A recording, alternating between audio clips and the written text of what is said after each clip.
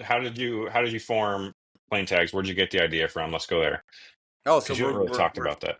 we're starting way back. I thought we were going to talk about the C82. We'll go there. So I came out with plane tags.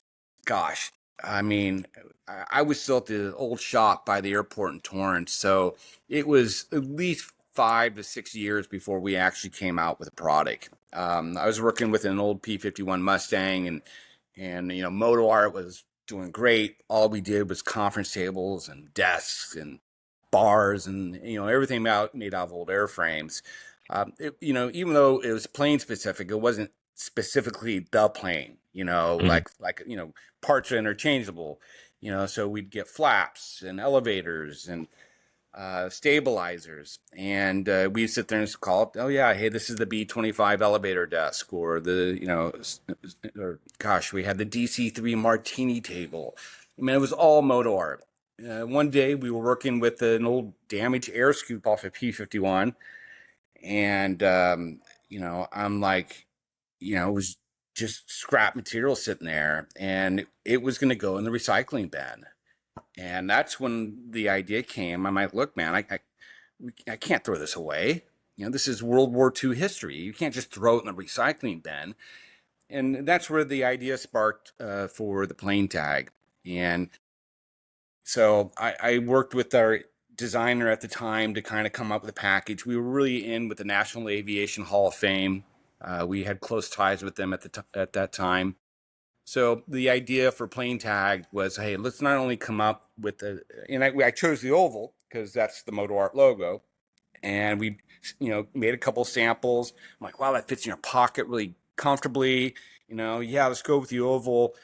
And we were gonna have a card that it went with another collectible card. We were going to make like a little baseball card of the living legend or the legend, I shouldn't say living legend, the legend who actually made that aircraft famous. And I got all excited about it, and I got my family and friends excited about it. And like with anything else, good ideas are cheap. You got to execute the idea. And it wasn't until, many, many years later that, every Christmas for Moto Art, we try to come up with something new and quirky, trinkets or something that would be good gift ideas. And I kept saying, let's do the plane tags. I had a partner at the time, and it kept getting shot down. And, and so finally one year, I'm like, look, I'm going to do this.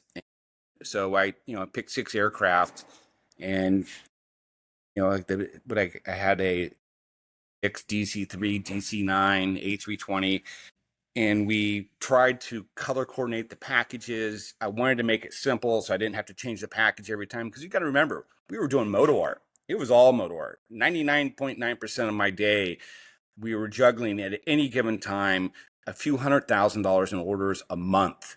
And we had a crew of 20 people. And there was really no side time to start a new business.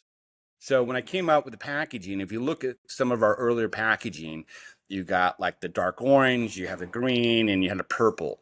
And the reason why I chose those colors, I thought, okay, the green will make it for all commercial aircraft, and then we'll do like the burnt looking orange as the vintage, and then we'll do purple as anything that might be special. Like, we had the Gimli glider, we had the 909. I'm sorry, 909, right? Did I spit that up? Yeah.